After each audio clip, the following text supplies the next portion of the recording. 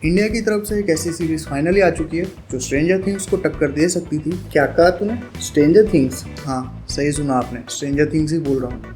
और ये सीरीज है मंडल मर्डर्स, जिसको मैं अब तक मंडला मर्डर्स पढ़ रहा था। बस सीरीज देखने के बाद आपका ये डाउट क्लियर हो जाएगा कि ये मंडल मर्डर्स ही है। और 8 एपिसोड लंबी इस सीरीज के अंदर आपको बहुत से ऐसे कैरेक्टर्स देखने को मिल जाएंगे जिनको प्ले किया है वानी कपूर, वैभव राजगुप्ता, सुरवीन चावला, श्रेया पिलगांवकर, मनु ऋषि और जमील खान जैसे एक्टर्स ने, जिनके नाम से भले ही आप ना पहचानते हो पर शक्ल से आप जरूर पहचानते हो। इवन रघुवीर यादव यानी पंचायत वाले प्रधान जी भी इसके अंदर एक छोटे मोटे रोल में आपको देखने को मिल जाएंगे। और इस सीरीज की कहानी बेस्ड है चरणदासपुर नाम के एक छोटे से टाउन में, जहाँ पे मिस्टीरियसली सीरियल किलिंग्स हो रही है, जिसको सॉल्व कर रहे हैं वानी कपूर और वैभव राजगुप्ता का कैरेक्टर। अब इन दोनों कैरेक्टर्स के बैकग्राउंड क्या है, किस तरह से वो इन मर्डर से कनेक्टेड है या नहीं, और किस तरह से वो इसको सॉल्व करते हैं, ये देखना काफी इंटरेस्टिंग बन जाता है। सीरीज की बात करें तो इसके अंदर माइथोलॉजी और साइंस को काफी अच्छी तरीके से ब्लेंड करके दिखाया गया है और एक मंडल या फिर कहे सीक्रेट सोसाइटी जैसा स्ट्रक्चर यहाँ पे देखने को मिलता है, जिसके अपने रूल्स हैं। एक वर्ल्ड बिल्डिंग भी किया गया है शानदार तरीके से। और ये सारी चीजें कोई स्पॉइलर नहीं है, क्योंकि सीरीज की स्टार्टिंग ही इस तरह से की गई है कि आपको ये सारी चीजें बता दी जाती है। पर इसके बावजूद भी कुछ चीजें हैं जिनके बारे में आपको क्वेश्चंस होते हैं, और उन सभी क्वेश्चंस के आंसर आपको धीरे धीरे सीरीज प्रोवाइड करती जाती है। जहाँ 8 एपिसोड में इतनी अच्छी तरीके से टेंशन और मिस्ट्री बिल्ड की गई है कि इसको आप बिंज वॉच ही करना चाहोगे। और सभी एक्टर्स ने काफी शानदार परफॉर्म किया है। जहाँ पे वैभव राजगुप्ता की बात करें तो उनको बियर्ड वाले लुक में देख के बार बार मुझे बस्सी याद आ रहे थे, और उनका काम भी काफी शानदार है। इससे पहले आपने उनको गुल्लक में देखा होगा, पर यहाँ पे वो पूरी तरह से एक डिफरेंट अवतार में हमारे सामने पेश आते हैं। साथ ही वानी कपूर, जो कि मूवीज से हट के सीरीज के अंदर अपना डेब्यू कर रही है, उनके रोल को भी काफी अच्छी तरीके से लिखा गया है। पर हाँ, उनके कैरेक्टर से जुड़ी हुई जो एक बैक स्टोरी चलती रहती है, जहाँ पे एक छोटी बच्ची इन्वॉल्व होती है, वो थोड़ी सी अननेसेसरी आपको लग सकती है, और सीरीज के अंदर उसका कोई इनपुट भी नहीं है। तो उस पार्ट को इजीली ट्रिम किया जा सकता था, जो सीरीज के अंदर थोड़ा बहुत ठहराव या फिर कहीं इसकी पेसिंग को थोड़ा सा ब्रेक कर जाती है। मुझे तो टूम रेडर की याद आ गई वानी कपूर को देख के। इसमें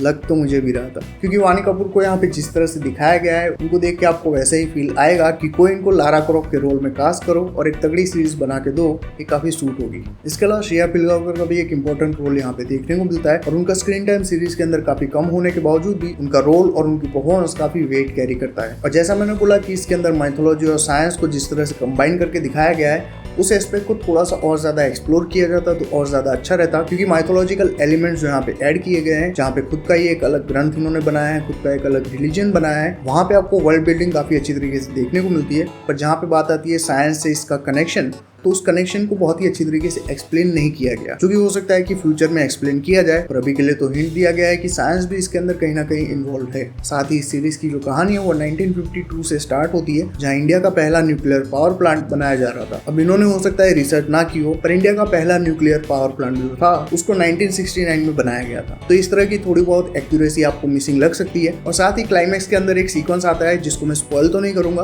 पर इतना बताऊंगा कि वानी कपूर का जो कैरेक्टर है वो अचानक एक प्लेस से दूसरे प्लेस पहुंच जाता है। अब वो कैसे पहुंचती है उसके बारे में कोई भी चीज आपको बताई नहीं जाती, जो कि थोड़ा सा ऑकवर्ड लगेगा। इसके अलावा सुरवीन चावला का जो कैरेक्टर है वो भी काफी इंटरेस्टिंग है, और उसको बहुत से अलग अलग शेड्स भी यहाँ पे देने की कोशिश की है, जिनको उन्होंने काफी अच्छी तरीके से निभाया है। तो बोल सकते हैं कि जो 3 मेन लीड है उन्होंने काफी अच्छी तरीके से अपना काम किया है। और साथ ही जितनी सपोर्टिंग कास्ट भी यहाँ पे ली गई है वो भी काफी सीजन्ड एक्टर्स हैं, जिसके अंदर परफॉर्मेंस वाइज आपको कोई कमी देखने को नहीं मिलेगी। और क्योंकि ये नेटफ्लिक्स की सीरीज है तो प्रोडक्शन वैल्यू भी काफी हाई आपको देखने को मिल जाएगी। हाँ, कुछ शॉर्ट्स ऐसे दिखाए गए हैं जहाँ पे सीजीआई और वीएफएक्स का काम आपको दिख जाएगा, पर इसके अलावा प्रोडक्शन वैल्यू की बात करें या फिर सेट डिजाइनिंग की बात करें तो वो काफी शानदार तरीके से की गई है। और रही बात फैमिली के साथ देखने की, तो इसके अंदर कुछ जगह पे गालियां दी गई है, और साथ ही कुछ ऐसे सीक्वेंस भी आते हैं जो कि थोड़ा सा माहौल को गर्म कर देंगे। और साथ ही सीरीज के अंदर ब्रूटल सीक्वेंस भी आते रहते हैं, जहाँ पे लोगों को काटा जा रहा है, उनकी चमड़ी उधेड़ी जा रही है। तो इस तरह के सीक्वेंस सीरीज के अंदर दिखाए गए हैं। तो ये सारी चीजें ध्यान में रख के इस सीरीज को स्टार्ट करना, और ये सीरीज एंड होने के साथ अपने वर्ल्ड को एक्सपेंड करके जाती है, जिसके चलते इसके फ्यूचर के लिए मैं और भी ज्यादा एक्साइटेड रहूंगा। तो डेफिनेटली इस वीकेंड आप इस सीरीज को बिंज वॉच कर सकते हो, जो कि हो सकता है कि आपके लिए इंडिया की one of the best series बन के रह जाए। और अगर आपने ये सीरीज देख रखी है तो ये सीरीज कैसी लगी है बिना स्पॉइलर के कमेंट्स में शेयर करना। वीडियो पसंद आया तो लाइक करके अपने दोस्तों के साथ शेयर कर देना, ताकि वो भी इस वीकेंड इस सीरीज को एंजॉय कर पाए। और ये तो बोलेगा नहीं तो सब्सक्राइब करके जाना। मैं मिलता हूँ इसी तरह की एक और वीडियो में, तब तक कीप बीइंग फिक्शन फैंस।